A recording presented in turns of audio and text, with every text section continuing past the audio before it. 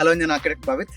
ഇന്ന് ഞാൻ എത്തിയിരിക്കുന്നു മെഴ്സിഡീസ് ബെൻസിൻ്റെ W124 എന്ന ഒരു മോഡലുമായിട്ടാണ്. ഇത് നമ്മളെന്നും വീഡിയോ ചെയ്യാറുന്ന പോലെ പുതിയ ലോഞ്ച്ഡ് വെഹിക്കിളല്ല. ഓക്കെ, ഈ മോഡൽ ആദ്യമായിട്ട് ലോകത്ത് ലോഞ്ച് ചെയ്യുന്നത് 1984 ബ്രൂണോ സാക്കോ എന്ന് പറഞ്ഞ ഒരു ഇറ്റാലിയൻ ഡിസൈനറാണ് ഈ ഒരു വെഹിക്കിൾ ഡിസൈൻ ചെയ്തിരിക്കുന്നത്. പക്ഷേ ഇത് ഇന്ത്യയിൽ എത്തുന്നത് 1993 ഇപ്പോൾ ഏകദേശം ഇതിൻ്റെ പ്രായം നോക്കുകയാണെങ്കിൽ ഏകദേശം 30 വർഷത്തോളം പഴക്കമുള്ള വെഹിക്കിളാണ്. നിങ്ങൾക്കത് കണ്ടാൽ പെട്ടെന്ന് മനസ്സിലാവണമെന്നില്ല. അപ്പോൾ ഈ വെഹിക്കിളിൻ്റെ കുറേ വിശേഷങ്ങൾ നമ്മളൊരു വീഡിയോയിൽ പങ്കുവയ്ക്കാൻ പോകുന്നത്. അപ്പോൾ എല്ലാവർക്കും ഡിസൈൻ ഡ്രൈവിൻ്റെ ഈ ഒരു പുതിയ എപ്പിസോഡിലേക്ക് സ്വാഗതം.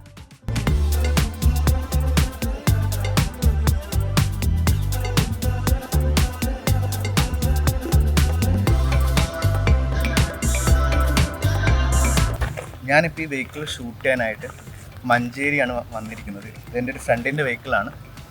എങ്കിലും ഈ വെഹിക്കിൾ ഞാൻ ആദ്യം കാണുന്നത് നമ്മളൊരു ഇവൻറ്റിൻ്റെ സമയത്താണ്. അപ്പോൾ ഞാൻ ഇവരോട് ചോദിച്ചു, നമുക്കൊരു ദിവസം ഈ ഒരു വെഹിക്കിൾ വേണം, ഇതൊന്ന് റിവ്യൂ ചെയ്യാനാണെന്നൊക്കെ. അപ്പോൾ ഞാൻ അന്നേ നോക്കുന്നുണ്ടായിരുന്നു വെഹിക്കിൾ എങ്ങനെയാണ് അതിൻ്റെ സ്പെക്ട് എന്നൊക്കെ. അപ്പോൾ ഏകദേശം ഒരു 113 ഹോഴ്സ് പവർ 5000 RPM കിട്ടുന്ന ഈ വെഹിക്കിളിന് 173 ന്യൂട്ടൺ മീറ്റർ ടോർക്കും ഉണ്ട്. അത്രയും പവർഫുൾ ആയിട്ടുള്ള വെഹിക്കിളാണ് 1997 ഇറങ്ങിയ ഈ വെഹിക്കിൾ. ഓക്കെ, അപ്പോൾ നമ്മളിന്ന് ഈ വെഹിക്കിളിനെ പറ്റി നമ്മുടെ ഷിബിലിനോടൊന്ന് ചോദിക്കാം കുറച്ച് കാര്യങ്ങൾ. അപ്പോൾ ഷിബിൽ എൻ്റെ കൂടെയുണ്ട്.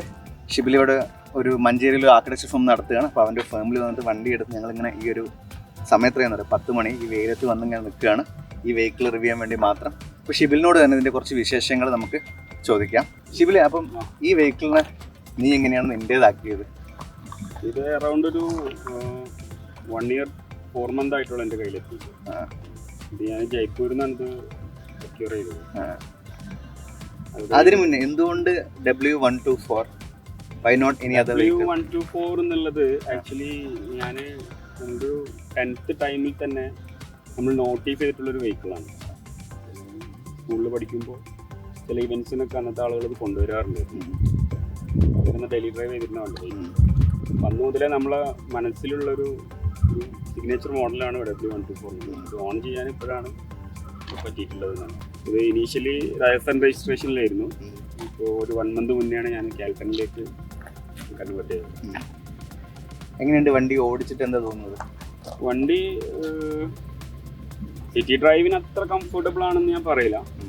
പക്ഷേ ഞാൻ കൂടുതലും ലോങ് ഡ്രൈവ് ആണിത് യൂസ് ചെയ്യാറുള്ളത്. ആക്ച്വലി ഇപ്പോൾ ഡെയിലി ഡ്രൈവ് ആണ്, പക്ഷെ കൂടുതലും ലോങ് ഡ്രൈവ് ആണ് ഞാൻ ഇത് റെക്കമെൻഡ് ചെയ്യാം. ഈ വെഹിക്കിൾ നമ്മൾ പൊതുവെ ഡ്രൈവ് ചെയ്യുമ്പോൾ നമ്മൾ നോർമൽ വെഹിക്കിൾ ഡ്രൈവ് ചെയ്യുന്നതിൽ നിന്ന് എന്ത് വ്യത്യാസമാണ് പൊതുവെ ഉണ്ടാവാറ്? ബേസിക്കലി ഇതൊരു ഇപ്പോഴത്തെ മോഡേൺ വെഹിക്കിൾസ് ആയിട്ട് ഇതിനെ കമ്പയർ ചെയ്യാൻ പറ്റില്ല. കാരണം വിത്തൗട്ട് സ്ക്രീൻ ആയിട്ടുള്ളൊരു വെഹിക്കിളാണിത്. ഇതിനകത്ത് കയറിയ സ്ക്രീൻ സൈഡ് ഒന്നും കാണാൻ കഴിയില്ല. അപ്പോൾ നമുക്ക് ഒരു കാറ് ഡ്രൈവ് ചെയ്യുമ്പോൾ എന്തൊക്കെയാണ് മിനിമലായിട്ട് വേണ്ടത് അത് ഈ കാറിൻ്റെ അകത്തുണ്ട്. വലിയ കൂടുതലൊന്നും എക്സ്പെക്ട് ചെയ്യരുത്. കാരണം ഒരു മോഡേൺ എറയിലുള്ള വെഹിക്കിൾ അല്ല ബേസിക്കലി ഇത്. പിന്നെ ഒരു വലിയൊരു മാസിനെ റോഡിലിട്ട് വലിച്ചു കഴിഞ്ഞാൽ അങ്ങനെ ഉണ്ടാവും.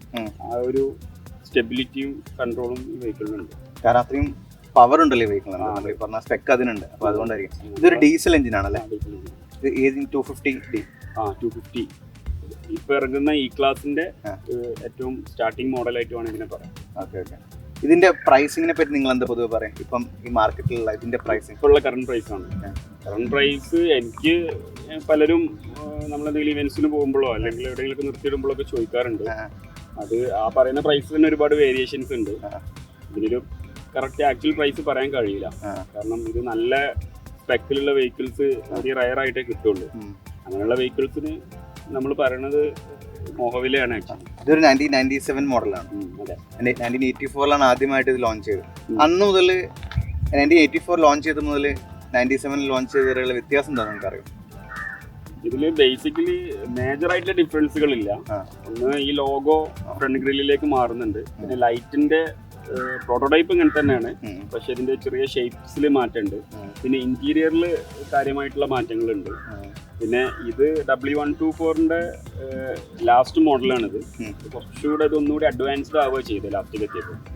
ഇതിന് മുമ്പുള്ള മോഡലിൽ ഇലക്ട്രിക്കൽസ് കുറച്ചുകൂടെ കുറവാണ്. കുറച്ചുകൂടെ ഒരു അന്നത്തെ ഒരു മോഡേൺ കാർന്ന് പറയാം. ഇതിന് ABS ഒക്കെ ഉണ്ടോ? ABS ഉണ്ട്. അന്നുണ്ട്. ABS എനിക്ക് തോന്നുന്നു ഈ മോഡലിലാണ്. ഇതിന് മുമ്പത്തെ മോഡലിലുണ്ട് തോന്നുന്നു. പക്ഷേ ഈ മോഡലിൽ ഇപ്പോൾ ABS ഉണ്ട്. ഓക്കെ, അപ്പം നമ്മൾ ഇങ്ങനത്തെ വെഹിക്കിൾ എടുക്കാൻ ആഗ്രഹമുള്ള എന്തൂസിയാസിനോട് എന്തെങ്കിലും പറയാനുണ്ടോ? ഇത് നമുക്ക് ഒരു കാർ എന്നുള്ളതിൻ്റെ അപ്പുറത്ത് നമ്മളൊരു പ്രോപ്പർ ലെജൻഡിനെ കീപ്പ് ചെയ്യാനുള്ള ഇൻട്രസ്റ്റ് വേണം. അല്ലാണ്ട് ഒരു കാർ ഉപയോഗിക്കുക എന്നുള്ളൊരു ഒരു കാർ ആദ്യമായിട്ട് വാങ്ങുന്ന ഒരാൾക്ക് ഞാൻ അത് ഒരിക്കലും റെക്കമെൻഡ് ചെയ്യില്ല. കാർ ഓൾറെഡി ഉണ്ട്, അതിന് പുറമെ ഒരു സംതിങ് ഡിഫറെൻ്റ് ആയിട്ടുള്ളൊരു സാധനം കീപ്പ് ചെയ്യാവുന്ന ഒരാൾ പാഷനേറ്റഡ് ആണെങ്കിൽ I will recommend for them. അപ്പോൾ ഇതിൻ്റെ ഫ്രണ്ട് ഗ്രില്ലിനെ പറ്റി അല്ലെങ്കിൽ ഇതിൻ്റെ ഫ്രണ്ട് പോർഷനെ പറ്റി ഞാൻ പറയാം. ഈ ഗ്രില്ലൊക്കെ ആക്ച്വലി കുറച്ച് മാറ്റങ്ങൾ ഇതിൻ്റെ യൂസറും വരുത്തിയിട്ടുണ്ട്. അവൻ്റെ ഒരു സ്റ്റൈലിലോട്ട് എല്ലാം കൊണ്ടുവന്നിട്ടുണ്ട്. എങ്കിലും നല്ല എവിഡൻ്റ് ആയിട്ടുള്ള ഗ്രില്ലാണ്. ലൈറ്റ്സും പണ്ടത്തെ കാറുകളെ പോലെ വലുതാണ്. നമുക്കിപ്പോൾ ഇത്രയും സൈസുള്ള ഹെഡ്ലൈറ്റ്സ് കാണാൻ പറ്റില്ല. ഇത് ആക്ച്വലി ഇന്ത്യയിൽ ഇറങ്ങിയപ്പോൾ ഇതൊരു സെയിം കളറുള്ള മെറ്റീരിയൽ തന്നെയായിരുന്നു ഇത്. അപ്പം നമ്മൾ പൊതുവെ ആംബർ ടൈപ്സുള്ള ഇങ്ങനത്തെ ഇൻഡിക്കേറ്റർ കവേഴ്സ് ഉപയോഗിക്കുക സ്നോ ഉള്ള ഏരിയാസിലാണ്. പക്ഷേ ഇവൻ ഇത് മാറ്റിയിരിക്കുന്നത് കുറച്ചും കൂടി വെഹിക്കിളിന് ഭംഗി കൂട്ടാൻ വേണ്ടിയിട്ടാണ്. അത് ഇവിടെയും കാണാൻ കഴിയും. ഇതിൻ്റെ ബമ്പറൊക്കെ ആക്ച്വലി പണ്ടത്തെ ബമ്പറാണ്.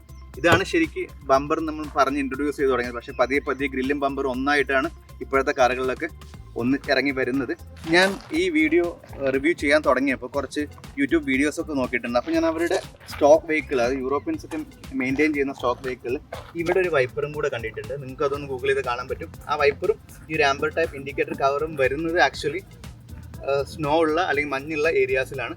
അപ്പോൾ അതൊക്കെ ഭയങ്കര നല്ല രസമുള്ളൊരു ഫീച്ചറാണ് കേട്ടോ. ഈ ഡിസൈനർ ഭയങ്കര നന്നായിട്ടുള്ള കുറേ കാര്യങ്ങൾ ഈ വെഹിക്കിളിനകത്ത് വെച്ചിട്ടുണ്ട്. അതിലൊന്നാണ് ഇങ്ങനത്തെ കുറച്ച് കാര്യങ്ങളൊക്കെ. നമുക്ക് ഈ ഉള്ളിലും കുറേ പറയാനുണ്ട്. അത് ഉള്ളിൽ കയറുമ്പോൾ നമുക്ക് പറയാം. ഇപ്പോൾ എന്തായാലും ഇപ്പോൾ സൈഡിലേക്ക് പോകാം. ഏകദേശം 2800 mm വീൽ ബേസുമായിട്ടാണ് ഈ ലോങ് വീൽ ബേസുള്ള ഈ മെർക്ക് ഈ ക്ലാസ് ഉള്ളത്. അതുകൊണ്ട് തന്നെ ഡ്രൈവിങ്ങിൽ ഭയങ്കര കംഫർട്ട് എന്നാണ് ഇത് യൂസേഴ്സൊക്കെ പറയുന്നത്. നിങ്ങൾക്ക് ഇതിൻ്റെ ഷേപ്പ് തന്നെ കണ്ടാൽ മനസ്സിലാവും. ഇതാണ് ആക്ച്വൽ സെഡാൻ. ഓക്കെ, ഇപ്പോൾ കാണുന്ന സെഡാനൊക്കെ കുറച്ചുകൂടി ലെങ്ത്ത് കുറച്ചും കൂടെ പ്രൊഡക്ഷൻ ഫ്രണ്ട്ലി ആയിട്ട് അല്ലെങ്കിൽ കോസ്റ്റ് ഫ്രണ്ട്ലി ആയിട്ടാണ് ഇപ്പോൾ മാർക്കറ്റിലോട്ട് വരുന്നത്.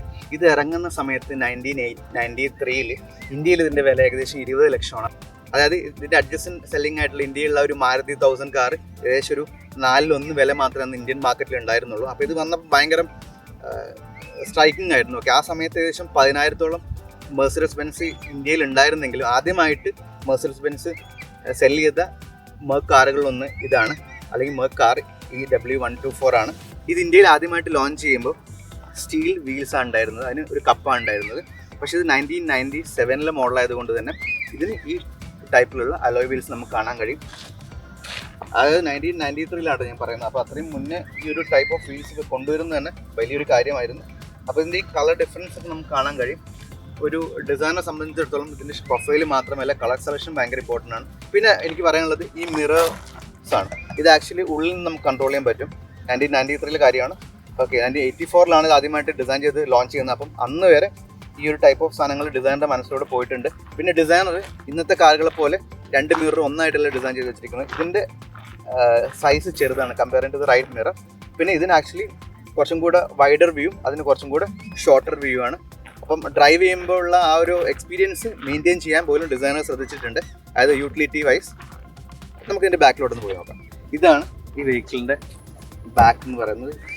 ഈ 250 എന്ന് പറയുന്നത് ഈ ക്ലാസ് 250 ഡീസൽ എഞ്ചിനാണ്. ഓക്കെ, അപ്പോൾ ഇതിൻ്റെ ബാക്കിൽ നമുക്ക് ഇവിടെ ഒരു മെർസിഡസ് ബെൻസിൻ്റെ ലോഗോ കാണാൻ കഴിയും. ഫ്രണ്ടിൽ നിങ്ങൾ ശ്രദ്ധിച്ചിട്ടുണ്ടാവും വിചാരിക്കുന്നു, അതിൻ്റെ ലോഗോ കുറച്ച് ഉയർന്നായിരുന്നത്. അതൊക്കെ ഭയങ്കര നല്ലൊരു എക്സ്പീരിയൻസ് ആണ് ഡ്രൈവ് ചെയ്യുമ്പോഴൊക്കെ. അപ്പോൾ ഞാൻ ഈ വെഹിക്കിളിൻ്റെ അകത്തോട്ട് കയറി. നമ്മൾ ആ ഇലക്ട്രോണിക് അല്ലെങ്കിൽ ഇലക്ട്രിക്കൽ യുഗത്തിന് മുന്നേ ഉള്ള വണ്ടി ആയതുകൊണ്ട് തന്നെ നമുക്കധികം ഇലക്ട്രോണിക് പാർട്സ് നമുക്കിതിൽ കാണാൻ പറ്റില്ല. ഈ മീറ്റർ ഡയലടക്കം എല്ലാം മെക്കാനിക്കലാണ്. ഓക്കെ, പക്ഷേ ആ സമയത്ത് ഉണ്ടാകുന്ന വലിയൊരു ഡിസൈൻ ജമ്പായിരുന്നു ഈ വെഹിക്കിളിന് ഉണ്ടായിരുന്നത്. ഇതിൻ്റെ ഈ ഒരു സ്റ്റിയറിംഗ് പോലും ഭയങ്കര ആ ഒരു ലക്ഷൂറിയസ് കൾച്ചറിനെ ഓർമ്മിപ്പിക്കുന്ന വിധത്തിലാണ്. അതായത് ഇന്ത്യയിൽ ലോഞ്ച് ചെയ്തപ്പോൾ ഈ വെഹിക്കിളിന് അന്ന് വരെ ഉണ്ടായിരുന്ന ഇന്ത്യൻ വെഹിക്കിൾസിന് ഇന്ന് ഭയങ്കര വ്യത്യസ്തമായിരുന്നു ഈ ഒരു വെഹിക്കിൾ. ഓക്കെ, അപ്പോൾ ഇതിൻ്റെ കുറച്ച് ഫീച്ചേഴ്സ് നമ്മൾ പറയും. ഇൻറ്റീരിയറിനകത്തുള്ള ഇവിടെ നിന്നാണ് തുടങ്ങും. ഇവിടെ നമുക്ക് ആക്ച്വലി നോർമൽ വെഹിക്കിൾ കാണുന്ന പോലെ പാർക്ക് ലൈറ്റ് ഉണ്ട്, ഹെഡ് ലൈറ്റ് ഉണ്ട്. ഓക്കെ, പിന്നെ നോർമലി ഇപ്പോൾ വെഹിക്കിളിലുള്ള ആ ഒരു സ്റ്റാൻഡേർഡ് സിറ്റുവേഷനിൽ നമുക്ക് വണ്ടി വയ്ക്കാൻ പറ്റും. ഓക്കെ, പിന്നെ നമുക്ക് ഇവിടെ ഇത് ആക്ച്വലി നമുക്ക് ഫോക്സ് വാഗണിലൊക്കെ ഈ ഒരു സെയിം മെത്തേഡ് കാണാൻ പറ്റും. പക്ഷേ ഇതിൽ ചെറിയൊരു ട്രിക്ക് ഡിസൈനിൽ ഒളിപ്പിച്ച് വെച്ചിട്ടുണ്ട്. അതായത് ഇവിടെ ഒരു പാർക്ക് ലൈറ്റ് നമുക്ക് 2 ഓപ്ഷൻ ഉണ്ട്. അതായത് ലെഫ്റ്റ് സൈഡിൽ നിർത്തുകയാണെങ്കിൽ റൈറ്റ് സൈഡത്തെ പാർക്ക് ലൈറ്റ്സും, റൈറ്റ് സൈഡിൽ നിർത്തുകയാണെങ്കിൽ ലെഫ്റ്റ് സൈഡത്തെ പാർക്ക് ലൈറ്റും സ്പെസിഫിക്കലി സെലക്റ്റീവ് ആയിട്ട് ഓൺ ആക്കി വെക്കാനുള്ളൊരു ഓപ്ഷൻ ഈ വെഹിക്കിളിനകത്തുണ്ട്. ഓക്കെ, ഇത് ഹെഡ്ലൈറ്റിൻ്റെ ഹൈറ്റ് കൺട്രോൾ ചെയ്യാൻ പറ്റും. റൈറ്റിലോട്ട് വരുമ്പോൾ ഇവിടെ നമുക്കൊരു ലിവർ കാണാൻ പറ്റില്ല. അത് ഇപ്പോൾ എല്ലാ വെഹിക്കിൾസിനും കാണാൻ പറ്റും, പക്ഷെ അന്ന് ആ ലിവർ ഇവിടെ ഇല്ല. ഇവിടെ വരുന്നത് നമ്മളുടെ വൈപ്പേഴ്സ് ആണ്. വൈപ്പേഴ്സ് തന്നെ നമുക്ക് ഇതിൻ്റെ ഒരു ഡിസൈൻ ശ്രദ്ധിച്ച് മനസ്സിലായി. ഇത് മോണോ വൈപ്പറാണ്. നമുക്കിത് ശ്രദ്ധിച്ചാൽ മനസ്സിലാവും വൈപ്പർ പോകുന്നത്. അത് ആക്ച്വലി സ്വിങ് ചെയ്യുന്നതിൻ്റെ കൂടെ ഒന്ന് ഒരു ടെലിസ്കോപ്പിക് ആക്ഷനും കൂടിയുണ്ട്. അപ്പോൾ അത് മാക്സിമം മിറർ കവർ ചെയ്യും. അതുകൊണ്ട് നമുക്ക് ആ പഴയ ഇപ്പോഴത്തെ വെഹിക്കിൾ കാണുന്ന പോലെ ഇവിടെ വരെ ചെറിയൊരു പാട്ടുണ്ട്. ആക്ച്വലി വൈപ്പർ എത്താത്ത അത്രയും പാട്ട് ഇതിലില്ല എന്നാണ് തോന്നുന്നത്. ഇവിടെ വരുമ്പോൾ ഇത് ആക്ച്വലി ലൈറ്റ്സ് ആണ്, നമ്മളെ റീഡിങ് ലൈറ്റ്സ് ആണ്. ഇത് ഹസാർഡ് ലൈറ്റ്സ് ആണ്. ഇത് വരുന്നത് ബാക്കിൽ ആക്ച്വലി ഒരു ഹെഡ് റെസ്റ്റ് ഉണ്ട്. അത് നമുക്ക് വേണമെങ്കിൽ താഴ്ത്തിയിട്ടും മുകളിലോട്ടാക്കിയിട്ടും വെക്കാം. അതായത് ഡ്രൈവ് ചെയ്യുമ്പോൾ നമുക്ക് വിസിബിലിറ്റിക്ക് വേണ്ടെന്ന് വേണമെങ്കിൽ നമുക്ക് താഴ്ത്തി വയ്ക്കാം. ഇത് ഫോഗിൻ്റെ കൺട്രോളാണ്. പിന്നെ അതിന് പറയാനുള്ളത് ആക്ച്വലി ഡ്യുവൽ ക്ലൈമറ്റ് കൺട്രോൾഡ് വെഹിക്കിളാണ്. 1984 അത് അവർ ആലോചിച്ചു, ആ ഡിസൈനർ ആലോചിച്ചു എന്ന് പറഞ്ഞാൽ അത് വലിയൊരു കാര്യമാണ്. ഓക്കെ, അപ്പോൾ അതിൻ്റെ കൺട്രോൾസാണ് ഇവിടെയുള്ളത്. ഓക്കെ, അതിൻ്റെ എയർ ത്രോയുടെ കൺട്രോൾസാണ് ഇവിടെയുള്ളത്. ഇവിടെ ഇത് AC-യുടെ സ്വിച്ചാണ്. ഇത് ആക്ച്വലി ഫ്രണ്ടിലത്തെ ഡിഫോഗറാണ്. ഇത് ബാക്കിൽ ഡിഫോഗർ ആയിരിക്കണം. ഇത് നമുക്ക് എയർ റീസൈക്കിൾ ചെയ്യണം വേണ്ടതെന്നുള്ളത്. ഇവിടെ നമുക്കൊരു സ്റ്റീരിയോ കാണാൻ കഴിയും. ഒറിജിനലി ഇത് മെർസിഡീസ് ബെൻസിൻ്റെയാണ്, പക്ഷേ ഇവൻ്റെ മുന്നേ വാങ്ങിയ ക്ലയൻറ്റ് മാറ്റിയിട്ടുണ്ടെന്ന് തോന്നുന്നു. ഇത് നമുക്കൊന്ന് പുഷ് ചെയ്ത് നോക്കാൻ എന്താ, ഇത് പണ്ടത്തെ 90s വെഹിക്കിൾസിലെല്ലാം കാണുന്ന ആസ്ട്രേയും നമ്മൾ ലൈറ്ററുമാണ്. അതിവിടെയുണ്ട്, നമുക്ക് കാണാൻ കഴിയും. ഓക്കെ, പിന്നെ നമുക്ക് ആക്ച്വലി ഈ ആസ്ട്രേ ഇത് സിഗരറ്റ് വെക്കാനുള്ള സ്ഥലമാണ്. ഇത് ആസ്ട്രേ ആണ്. അപ്പോൾ ഈ ആസ്ട്രേ തട്ടണമെങ്കിൽ നമുക്ക് ജസ്റ്റ് ഇവിടെ പുഷ് ചെയ്ത് ഇത് നമുക്ക് എടുത്ത് മാറ്റി തട്ടാം. ഇതൊക്കെ വളരെ ഉപകാരപ്പെട്ടിരിക്കണം പണ്ടൊക്കെ.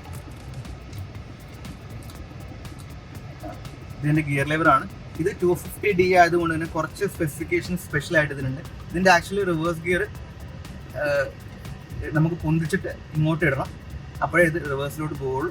പിന്നെ ഇങ്ങോട്ട് വരുമ്പോൾ നമുക്ക് ഇതിൻ്റെ പവർ വിൻഡോസ് ആണ് ഈ 4 നമുക്ക് ഈ വിൻഡോ ലോക്ക് ചെയ്താൻ വേണ്ടി ഇവിടെ ഒരു ചൈൽഡ് ലോക്കിൻ്റെ സാധനമുണ്ട്.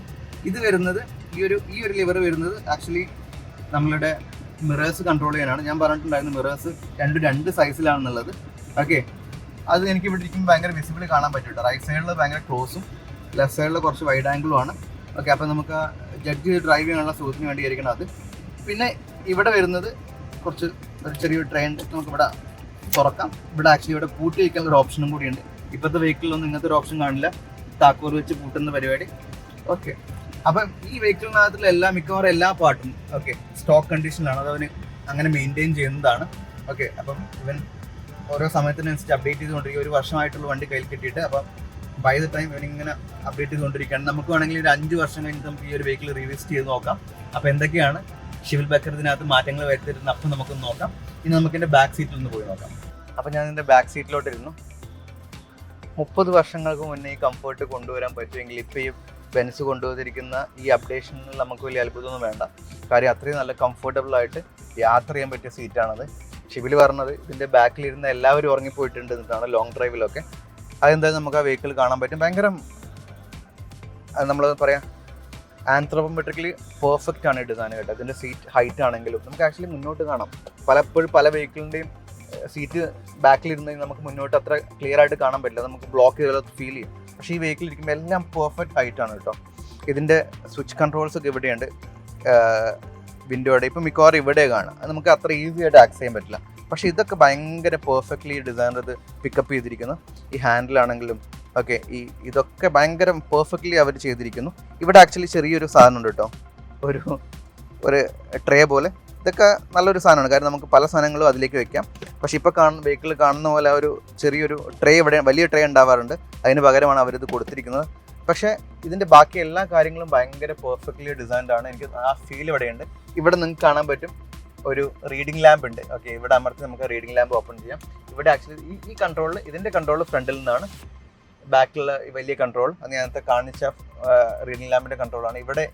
ഇവിടുത്തെ റീഡിംഗ് ലാമ്പിൻ്റെ കൺട്രോൾ ഇവിടെ തന്നെയുണ്ട്. അതെല്ലാം ക്ലീൻ ആണ് കേട്ടോ. ഹാൻഡിൽ ഇവിടെയുണ്ട്. ഇതൊക്കെ ഭയങ്കര സോഫ്റ്റ് ആണ് കേട്ടോ. പിടിക്കുമ്പോൾ നമുക്ക് ആ ഒരു ഫീൽ ഉണ്ട്, ആ ഒരു റിജിഡ് സാധനമല്ല. ഓക്കെ, ഇത് കുറച്ചുകൂടി ലെതർ കവേർഡ് ആണ്. ഓക്കെ, അപ്പോൾ ഇത്രയും കാര്യങ്ങളാണ് എനിക്ക് ഇതിൻ്റെ ഇൻറ്റീരിയറിനെ പറ്റി പറയാനുള്ളത്.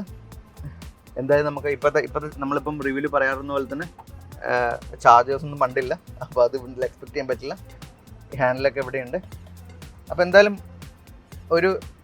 80s ഇറങ്ങിയ അല്ലെങ്കിൽ 90s ഇറങ്ങിയ വെഹിക്കിളിന് അന്ന് കിട്ടാവുന്ന ഏറ്റവും നല്ല ബെസ്റ്റ് സാധനങ്ങൾ ഈ വെഹിക്കിളിനകത്തുണ്ട്.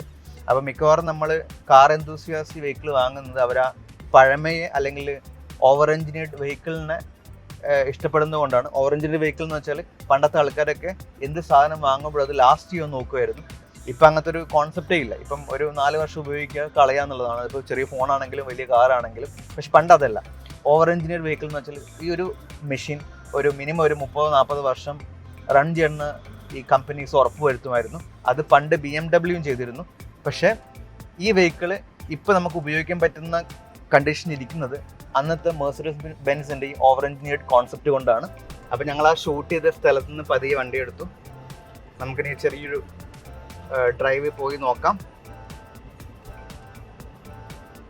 നല്ല എക്സ്പീരിയൻസ് തന്നെയാണ് കേട്ടോ.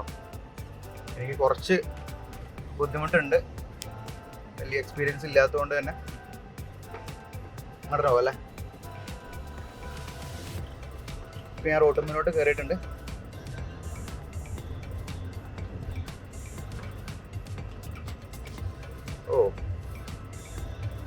നമ്മളാ നോർമലി ഇപ്പോഴത്തെ കണ്ടംപററി വെഹിക്കിൾ ഓടിക്കുന്ന ആ ഒരു എക്സ്പീരിയൻസേ അല്ല കേട്ടോ.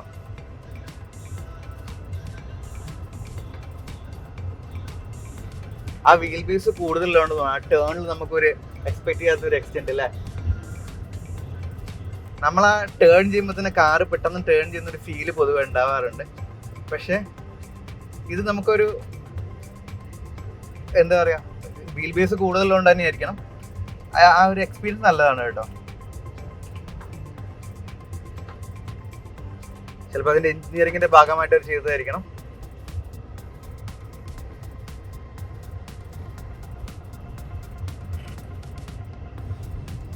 എന്തായാലും നല്ല രസമാണ് കേട്ടോ വണ്ടി ഡ്രൈവ് ചെയ്യാൻ. ഒന്നാമത് താഴ്ന്നായിരിക്കുന്നത്, നമ്മളെ വിസിബിലിറ്റി ഒക്കെ റോഡിനോട് അടുത്താണ് കിടക്കുന്നത്. എനിക്ക് ആ മെർസിഡീസ് ബെൻസ് ലോഗോ ഭയങ്കര രസമായിട്ട് തോന്നുന്നു കേട്ടോ. അത് നമ്മളിങ്ങനെ ലീഡ് ചെയ്യുന്ന പോലെ.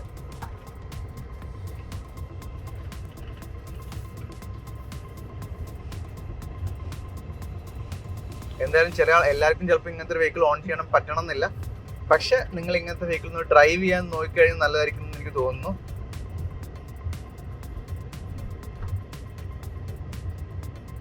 നമ്മൾ ആക്ച്വലി ഇങ്ങനത്തെ ഒരു സെഗ്മെന്റ് നമ്മളെ ചാനലിൽ തുടങ്ങാൻ ഉദ്ദേശിക്കുന്നുണ്ട്.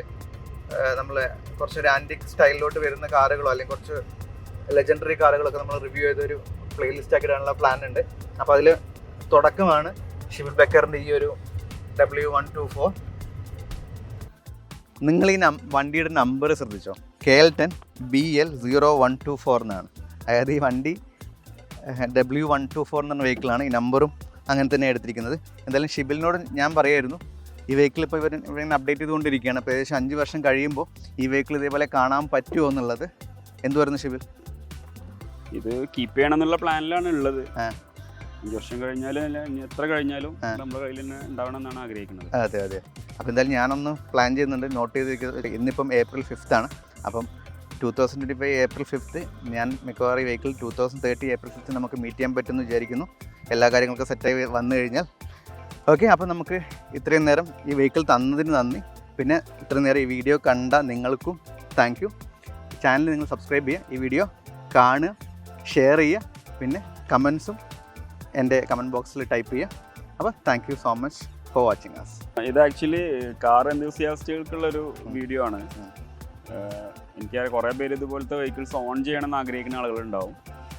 അപ്പോൾ അങ്ങനെയുള്ള ആളുകൾ കൂടിയാണിത്, അങ്ങനത്തെ ആളുകൾക്കാണിത് ഡെഡിക്കേറ്റ് ചെയ്യുന്നത്. നമ്മൾ ലെജൻഡറി ആയിട്ടുള്ള വെഹിക്കിൾസ് മാക്സിമം കീപ്പ് ചെയ്യുക. അത് അറൗണ്ട് ഒരു 2000 സംതിങ് പീസുകളെ ഇന്ത്യയിൽ ഇറങ്ങിയിട്ടുള്ളൂ. 2495 പീസസ് അത്രേ ഇറങ്ങിയിട്ടുള്ളൂ. അപ്പോൾ ഇപ്പോൾ എത്ര കാർസ് ഉണ്ടെന്ന് പറയാൻ പറ്റില്ല. കാരണം ചിലപ്പോൾ ഒരു ബിലോ 500 ബിലോ 100 ചിലപ്പോൾ കാർസ് ഉണ്ടാവുള്ളൂ. അപ്പോൾ അത്രയും പ്രഷ്യസ് ആയിട്ടുള്ളൊരു കാർസാണ്. അപ്പം ഇങ്ങനത്തെ കാറുകൾ ഓൺ ചെയ്യണം എന്നുള്ള ആഗ്രഹിക്കുന്നവർ പിന്നെ അതൊരു പാഷനേറ്റഡ് ആയിട്ട് കീപ്പ് ചെയ്യുക എന്നുള്ളതാണ്. അപ്പോൾ ഷിബിലിൻ്റെ നോട്ടോടുകൂടെ ഈ വീഡിയോ അവസാനിക്കുകയാണ്. അപ്പം മറക്കണ്ട, ഷെയർ ചെയ്യുക, നിങ്ങൾ ബാക്കിയുള്ളവരെ കൊണ്ട് സബ്സ്ക്രൈബ് ചെയ്യിപ്പിക്കുക, കമൻറ്റ് ചെയ്യിപ്പിക്കുക. Thank U.